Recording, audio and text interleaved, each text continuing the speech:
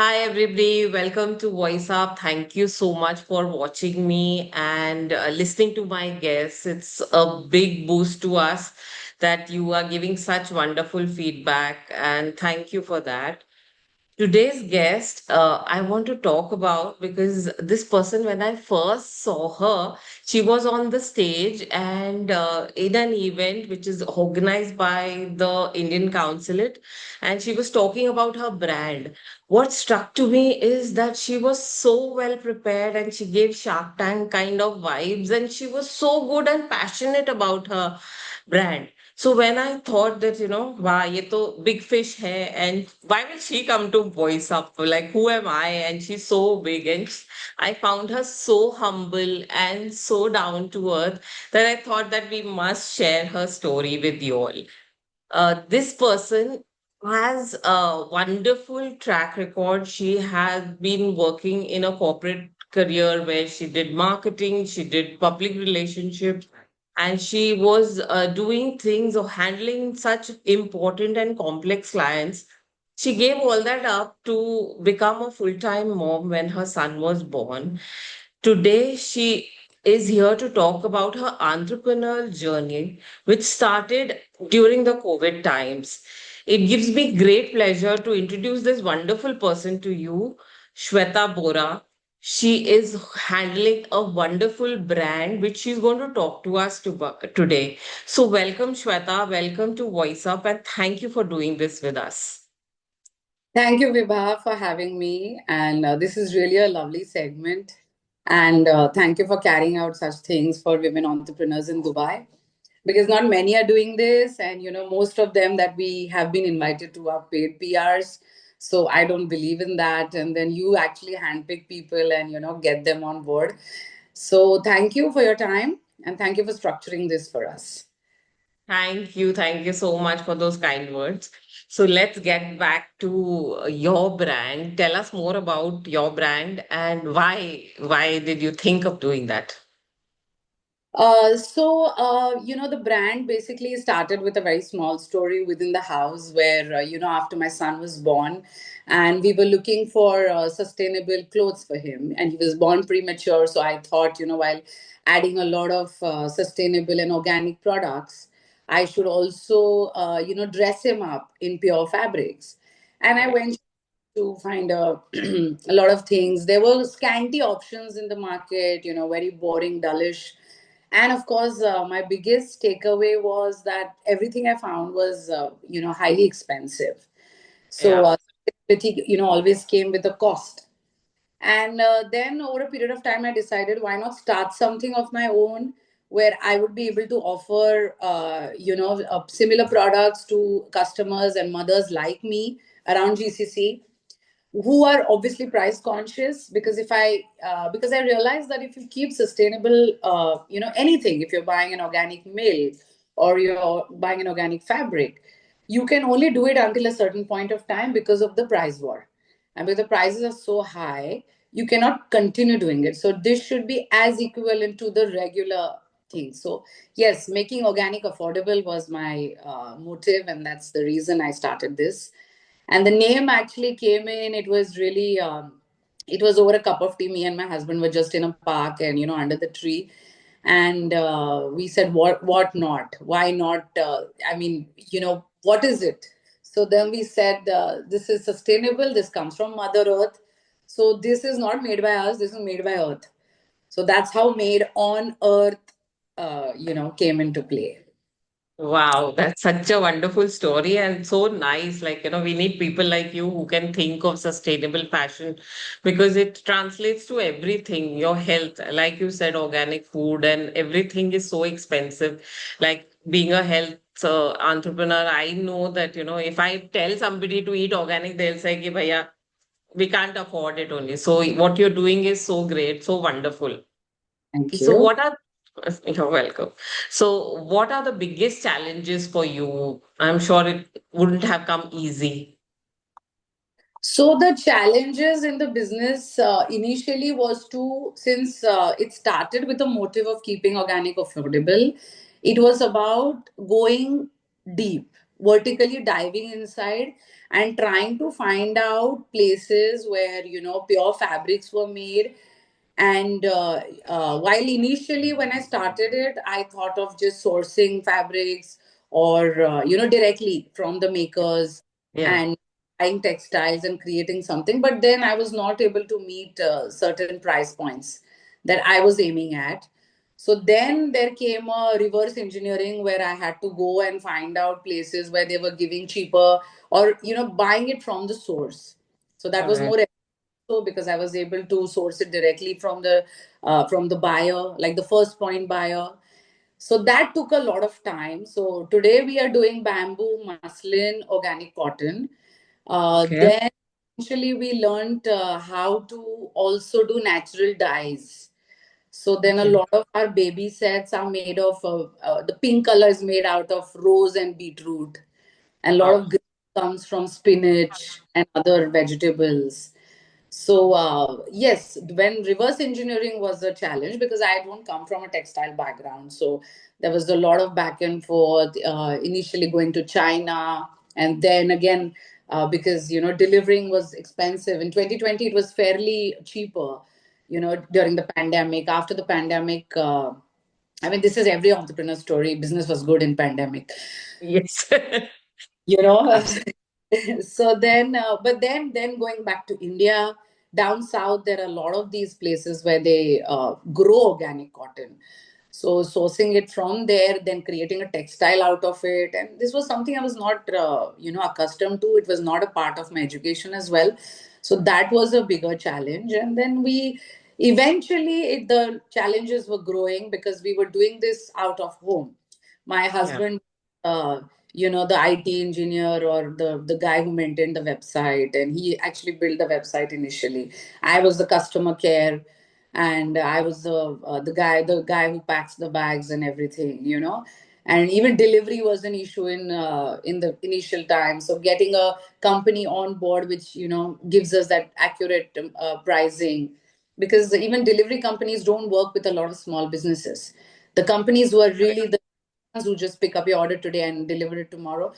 So those days there was, I mean, initially the first 2 3 years until last year actually. Now we have a lot within our network itself, who do delivery and all that. So then they were expecting that on a certain day, 30 or 50 orders needs to go, and which was not the story at that point in time. So yes, those were the challenges. So one was textile, other was building pure fabric, which would be affordable, and third was handling the logistics. Wow, And I that's amazing. It's like a full business overview you have given us today. That's so nice, and so many challenges which you were able to overcome because that of your perseverance, which is so good. Okay, I want to ask you now, like for somebody maybe who wants to start off something like that you are doing, what is it that is your understanding that if you had known this before you started your journey, it would have made your life much easier? That is, what is that one lesson that you feel you should have known before you started? so I think this came in from the career only. So my career spanned around public relations and marketing for over 12 years. And during that time, I really had the opportunity to work with some really like the who's who of the industry, and there was a lot of learning from them which came in. I mean, we were suddenly, even as an intern, I was put into a place where there is Ratan Tata and there's Montek Singh Ahluwalia, or likes of those, sitting in a room, and then we had to organize the events and get them through the day. So while listening to these people, because when you're working in a very close format with these people, the humility they come up with, they do not really care if she's an intern of a certain, they would only know you as a PR girl today, sitting in that room and handling those many things. And they would actually come up and give you tidbits. Like Nice. there was a day when Ratan Tata had patted my and my colleagues back, and Wow. I didn't even wash the shirt after that. I had just kept it. So those things, because the so it was understood. It was a learning process. So carrying those values in the career were very easy career is not a straight line and neither is a business. Okay. And that's one has to accept it. So initially, I used to feel that I have got everything figured out. Okay. Hmm. But that's really not how it goes. And if it's going that way, it's not on the right track. Everyone cannot be perfect, everything cannot be perfect.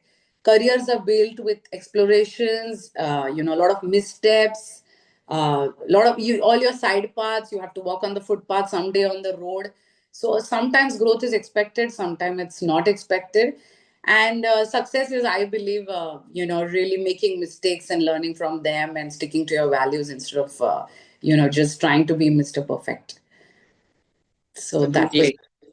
applied on Agree me. with that perspective so much. That is so wonderful. Thank you for sharing that. No, I think you Yeah. those things. I have seen you since a year now, and you do so many things. Your hands are all over, yet you're doing everything. You to the best of your capabilities. That is Yes, a small thing that I think we all can do. Like, try our best. uh, Any plans of expanding to adults? Because I think there are a lot of people who are takers of sustainable fabric for adults. So, yeah. any such plans, or no? You want to focus on kids? So no, it's definitely something on my mind, and we've always time and again there are. In fact, yesterday I was at one of our Indian Women Network event, and a display of certain clothes were done, and then it was very obvious for people to come and say, which comes in all the time, that "हमारे लिए क्यों नहीं है कुछ? Why don't you make the same thing?" So the focus was very clear when I started that it was into a kids line. So to create a very high quality and very thoughtfully designed clothes, and with comfort, creativity, a lot of designs, and one sense of identity was there with the brand. It still exists. So over a period of time, encouragingly, a lot of customers came up, a lot of colleagues also came up time and again. So yes, expanding into the adult section is there. It is not off the table, but we do not want to just bring in a huge range. So right now we're doing a combination set of mom and daughter, or a dad and a son, or a mom and a son, and something like this. So we want to ensure that when we step into this full-fledged, it shouldn't just feel like a bolt on. Okay, it has to be a reflection of our values, and then customers have an emotional connection with us. So we want to maintain that and balance that, in the expression of our clothes for adults as well. So we are, of course, researching into different styles and categories, and there are a lot of people who are doing sustainability for adults. Somebody within our network as well. So we want to do this as a naturally organic transition, that it should be just a reflection of what we had and not something just blasting them with a new thing. So yes, we're thinking about it, and we just don't want to move fast, but they're just a natural evolution. We want to do it, and this it should just grow on the customers, the adults as well. That's it. Awesome. That's so nice if you are clear about what you want to do and how you want to do. That just speaks about all the, corporate career and whatever you've had. You put all that learning into your business, which is so wonderful. Okay. Thank you, Shweta, so much for all that information you shared till now. Let's switch our gears a little bit and focus a little bit on the health aspect. So I want to know from you, how important is health for you in your Uh, perspective? Health is, the body is the engine, right? I mean, you are the health ambassador that I know of.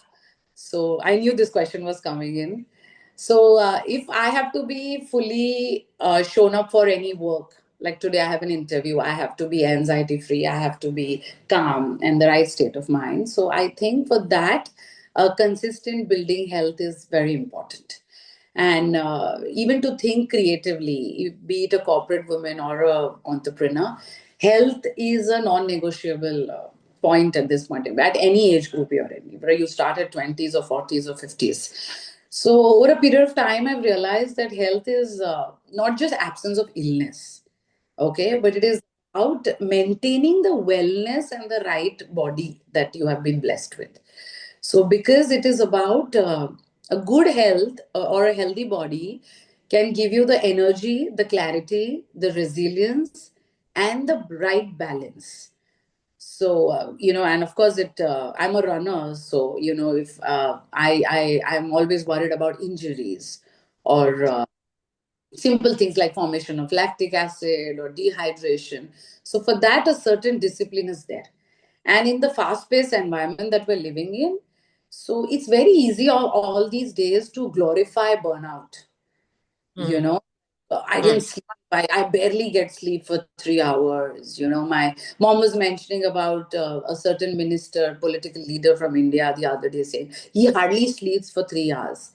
And I said, yes, we are just glorifying this. It's great he's sleeping for 3 hours. And if he's a good leader, he needs to be with us for a long time. And for that, a good amount of sleep is essential, which is part of health.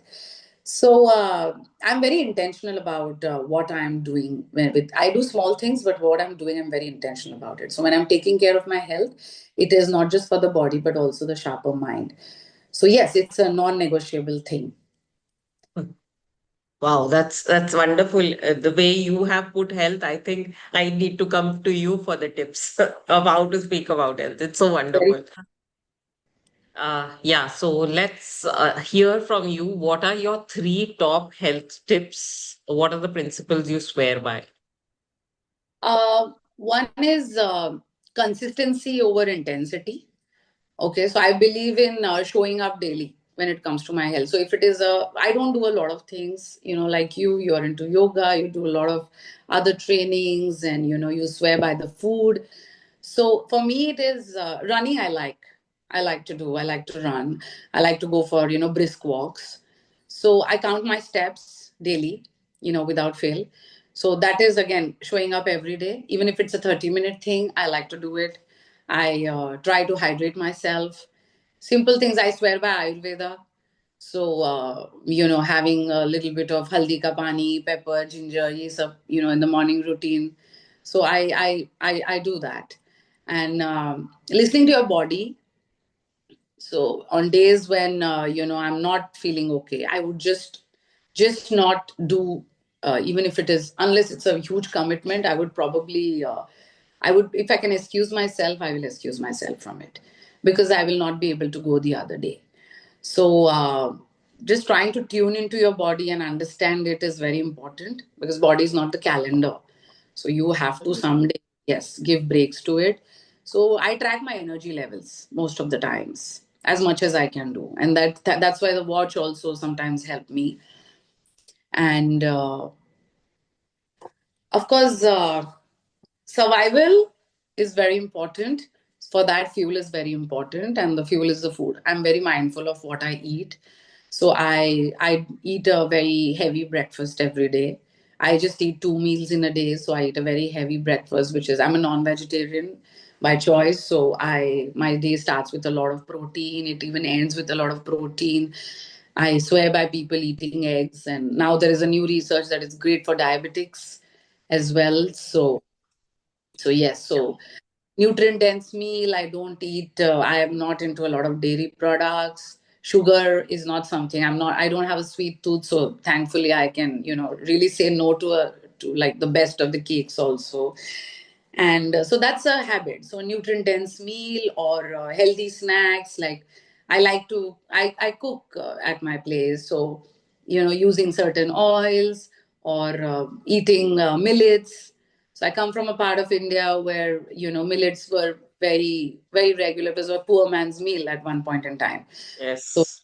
said that my mom is a baby boomer, so she probably thought it was never rich. So I just Mm. want to go back to eating what my grandmother ate. So she ate jowar and bajra and ragi and amrant and all that.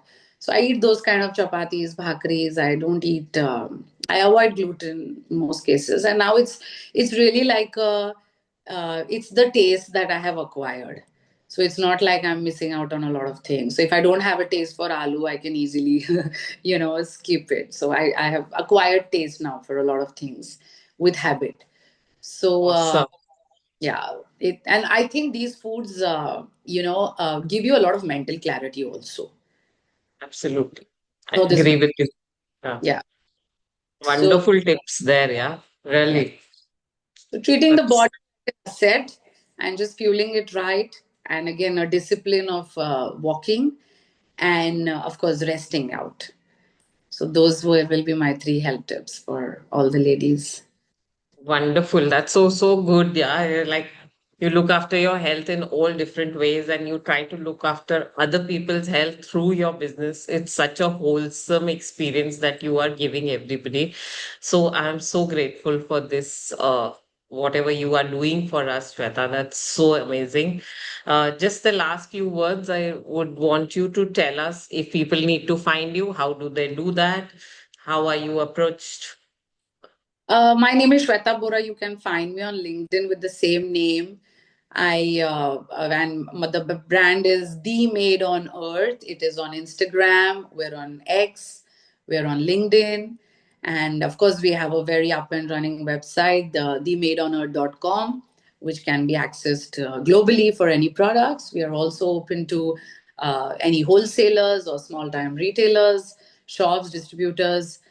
So yes, you can always contact me on 052 355 0744, and I'll be happy to assist. That is so wonderful. So people, you heard her. She practices whatever she's selling. She's actually into sustainability because she believes in it. She believes that Earth has so much to give to us. So please support her brand, listen to her talk, and be healthy always. Thank you so much for listening to Voice Up.